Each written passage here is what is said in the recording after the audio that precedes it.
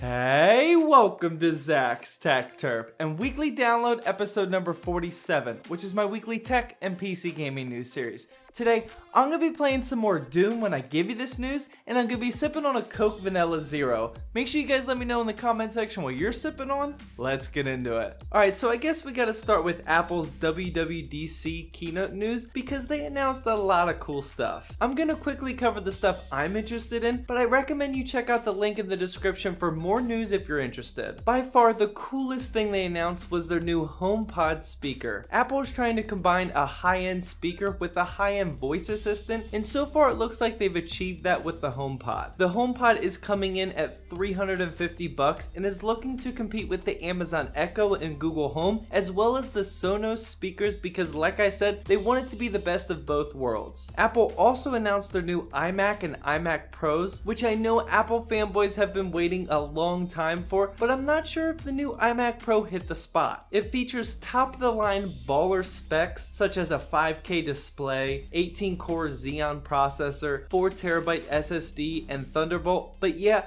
that's gonna cost $5 grand. I personally don't think there's that many people out there that are in the market for both a $5,000 computer and an Apple computer, but we shall wait and see. And finally, the only other thing I really found interesting was the new iOS 11 features and the new 10.5-inch iPad Pro. Apple has always tried to make the iPad a computer replacement, and I believe they're inching their way closer to that dream with some clutch multitasking features in the new iOS 11, as well as a 120Hz refresh rate panel, which is pretty awesome for a tablet. That's all I'm going to mention from the event. Like I said, there was a ton of other cool stuff that I'll link down below. Moving on from that event, we found out this week that the new HP Omen gaming laptops will be the first laptops to feature the new NVIDIA's Max-Q graphics technology. Basically, in a nutshell, this allows for smaller and thinner gaming laptops to still pack a punch. The Omen 15 laptop will be the first to have it, and although it has a GTX 1060 GPU in there, NVIDIA says the technology will have the graphical power of a 1080 GPU while keeping the laptop cool and quiet.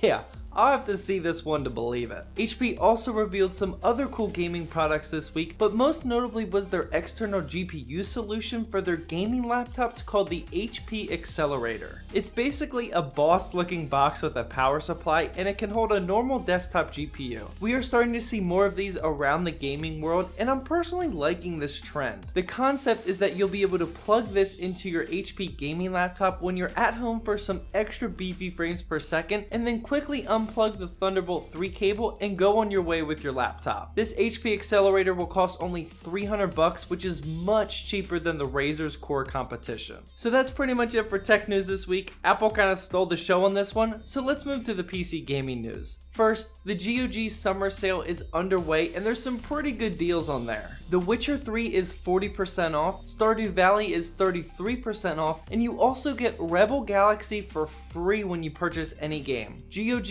is a DRM-free PC gaming suite, which means when you buy a game from there, you own it. Like, legit own it. I'm not sure that most people know this, but Steam is basically just leasing you games because your games can actually be revoked. On GOG, you can download games for complete offline use and even download backup installer files so you don't even need to use the GOG software to play your games. Pretty cool stuff, and I'm honestly thinking about using it more in the future. Next up, the new Need for Speed game was announced at the end of last week, and I'm super hyped for this. The new game will release on November 10th of this year, and it's looking like it's heavily inspired by the Fast and Furious movies, which I'm also a huge fan of. They released this news with a new trailer for Need for Speed Payback, and I highly recommend you guys give it a watch. And in more PC racing news, Dirt 4 is coming out this week, Friday specifically, but reviewers have already been allowed to post their content online such as YouTube. It looks like a pretty solid rally racing game as you would expect, but it's not exactly Dirt Rally 2 if that's what you're looking for. Dirt 4 is like the Forza Horizon to the Forza Motorsport series, and it's a bit more casual, but not dipping too much into the arcadey feel. If enough of you guys let me know to check it out, then I'll do my normal budget benchmark video for it this weekend, Just let me know in the comments section.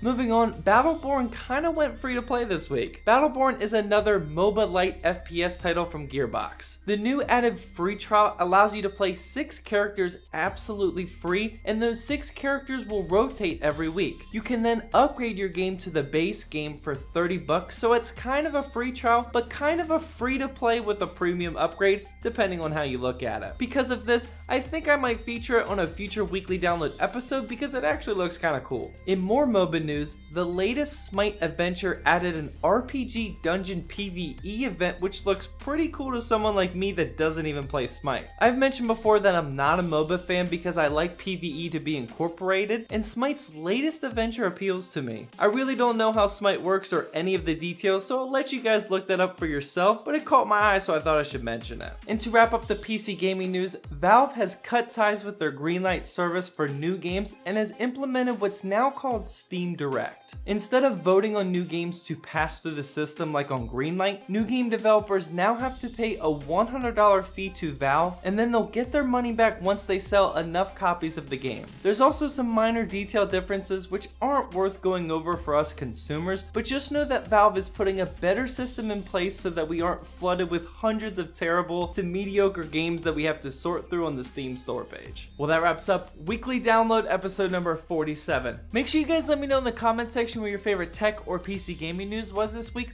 or if I missed anything. Well, hope you guys enjoyed this video. Please drop a like down below to help support my channel, and as always, thank you for watching, and please subscribe for more Zach's Tech Turf videos.